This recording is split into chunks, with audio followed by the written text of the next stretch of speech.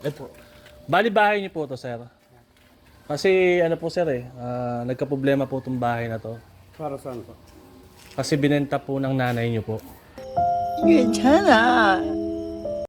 Ngayong araw, meron na naman tayo isang customer na naman mula sa Taiwan at nag-inquire sa atin dito sa Bataan Trusted Delivery. Siyempre, si Madam nakaisip na to, i-prank ang kanyang kuya kasi first time niya daw to isusupresa yung kuya niya dito sa Bataan. Eh di sana all, masupresa ng ganitong kalaking pera. Kaya tara, samahan niyo ako. Supresa natin si Sir at i-prank natin. Tignan natin magiging reaction niya. Let's go! Dito nga, papasok na naman tayo sa butas ng karayom dahil sobrang skip ng dahan dito pero kaya natin yan. I-deliver natin kay Sir yung surpresa ngayong araw na to.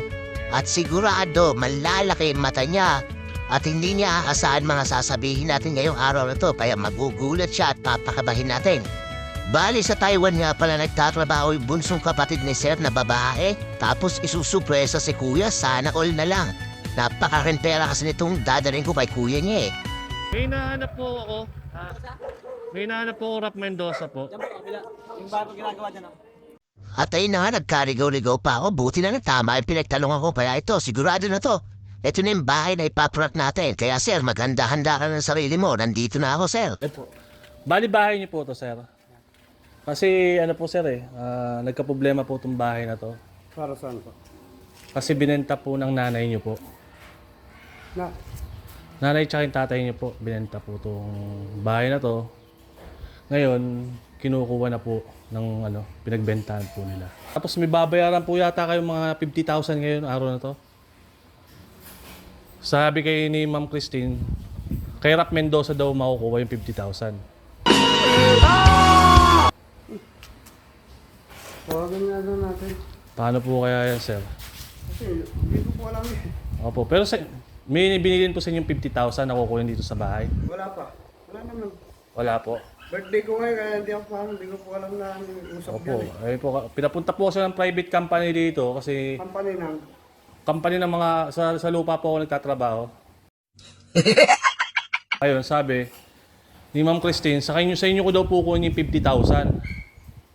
Paano po kaya yun, sir? Karating ko ng galing trabaho eh. Kararating niyo lang po ba? Opo. Nakabihis pa trabaho pa nga po. Hindi pa nakapag-bihis eh. Pero birthday niyo ba ngayon, sir? Ah, Pwede ba ako makikain dyan? oo, pwede. Saan po kayo kumukuha ng kapal na muka? Pwede ba makikain dyan, sir? Sir. Hindi, sir. May binibigay po sa inyo si ma'am na Napakabawasan eh. kinabahan ba kayo, sir? Ano yung feeling niyo, sir, nung magbabayad kayo ng 50,000 dapat ngayon? Tawagan ko talaga yung kapatid. Hindi pa kayo nasusurprise. Wala pa nga sir eh. Kaya nagulat. Ito po, sir, pinabibigay po ng yung kapatid niyo. Pakibuksan na lang po, sir, para Nagulat kayo, sir, Opo talaga. Wala kinabahan na nga po. Anong expect niyo bebenta yung bahay talaga? Talagang lilipat na ang bahay sir. Wala akong magawa. Ayan, sir. Check niyo po. Ayan. Ayan po, frame lang po. Ayan po. Pero buksan niyo rin po, sir, yung frame na yan. And it's nothing like I've ever known before. Love is an open Ngayon mo, sir, baka pabilang na lang po sa harap ko, sir. 17, 18, 19, 20, 21, 22. Yan, 22,000, sir. Happy birthday daw po, sabi ni ma'am. Ano masasabi niyo po sa kapatid niyo, sir? Papasalamat ako sa kapatid ko kahit na sa malayo siya. Hindi niya ako nakalimutan para regaluhan. Happy birthday, sir. Salamat. Apo, happy birthday, sir. Pwede ba makikain na dyan? Sige po.